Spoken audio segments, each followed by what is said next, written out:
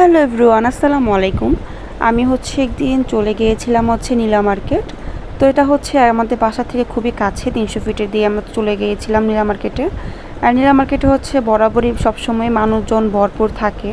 And এর লাইটে মানে রাতে যখন গেলে আসলে সৌন্দর্যটা বোঝা যায়, কারণ বিভিন্ন লাইটিং থাকে। দিনে এবার অতটা বোঝা যায় না, অনেকে মানে রাতে আসে এখানে ঘোরার জন্য।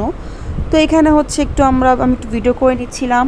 অ্যান্ড আপনাদের ভাইয়া কি এমন একজন মানুষ সো যে কি না মানে আমাকে খাওয়াতে পারলেই তার খুশি।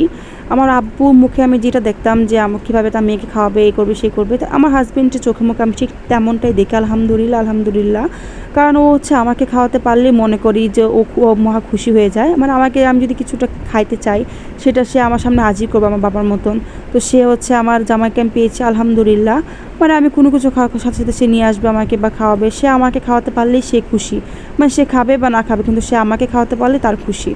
তো এই পর্যায়ে এখানে একটু জ্যামে পড়ে গিয়েছিলো। অ্যান্ড সামনে আমার কিছু ফ্রেন্ডসের সাথে হঠাৎ করে আমি ভিডিও করতেছিলাম।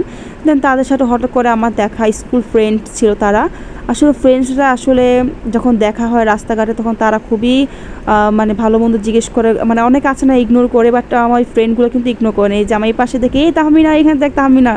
তো ওদের সাথে কথা বলতেছিলাম যে হাই, তো নেমে একটু কথাবার্তা বলছিলাম। দেন এখানে আমি একটু দেখছিলাম যে আমরা কোন দোকানে যাব, চাপটি খেতে আর হাঁস মাংস খাবো আর কি। তো ভাবতেছিলাম যে কোনটার মধ্যে গেলে ভালো হয়। তো আমি আসলে বরাবর সবসময় যে পাতিরা এই চায়ের ঘরে যে এইটাতে আমি সবসময় আসি। এখানে আমি চা খাই আর চাপটি, তারপর হাঁসের মাংস এখানে আমি ট্রাই করি, এখানে খুব ভালো লাগে। তো আমি তো খাবার নিয়ে আমরা বসে আছি এখানে। একটু পরপর যে এইসব যাচ্ছে আর কি, গান বাজনা করে পোলাপাইনরা পিকনিকের মতন আজকে চলে যাচ্ছে আর কি। তো এখানে আমি খাচ্ছি, এখানে আমি একটু ভিডিও করতেছিলাম। আর আমি বলছিলাম দেখো অন্ধকারে আমার ফেসটা কীরকম হয়ে আছে, আমি একদম দেখো কীভাবে আসছি।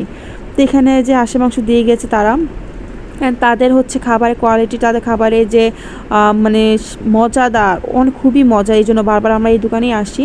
অ্যান্ড তাদের প্রত্যেকটা রান্নায় কিন্তু খুবই টেস্ট ছিল। এখানে গরু মাংস পাবেন, প্লাস হাঁসের মাংস পাবেন। তো আমরা হাঁসের মাংস ট্রাই করার জন্য গিয়েছিলাম আর কি।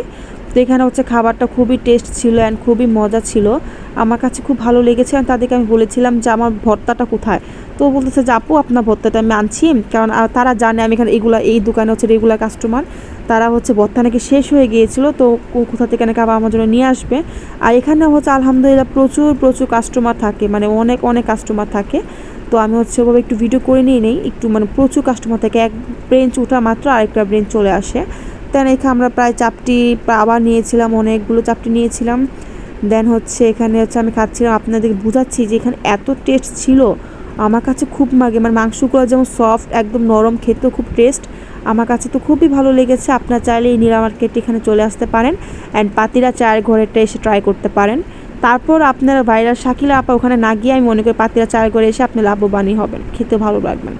দেন এই যেখানে খাওয়া দাওয়া করে আমাদের চালু হচ্ছে, আমরা খাচ্ছিলাম আর গরম উপভোগ করছিলাম। আমার জামাইটা দেখেন কি সুন্দর সে খাচ্ছে। সে প্রথমে বলতে তুমি খাও, আমি না তুমি আগে খাও, কিন্তু না, সে আগে আমাকেই খাওয়াবে। তো আগে আমি খেলাম, খাওয়ার পর বললাম যে তো এখানে 3 রকম ভর্তা দিয়ে গেল আমাকে। আমি অবশ্য মরিচ ভর্তাটা ট্রাই করি না, আমি সরিষা ভর্তাটা আর ধনিয়া পাতা ভর্তাটা ট্রাই করেছি। ট্রাই করাতে আমার অবস্থা খুবই ঝাল, আমি ঝালে হা করছিলাম। তো এখানে একটু আমরা আইসক্রিম খেয়ে নিচ্ছিলাম, আইসক্রিম খাচ্ছি। যেন আমাকে বলতেছিলাম যে আইসক্রিম খেতে হবে, প্রচুর ঝাল লেগে গেছে। তো এই তো আইসক্রিম খাওয়ার পর এখানে বলতেছি তুমি কি উঠবা কি না, আমি বললাম যেন রাত হয়ে গেছে এখন আর উঠবো না।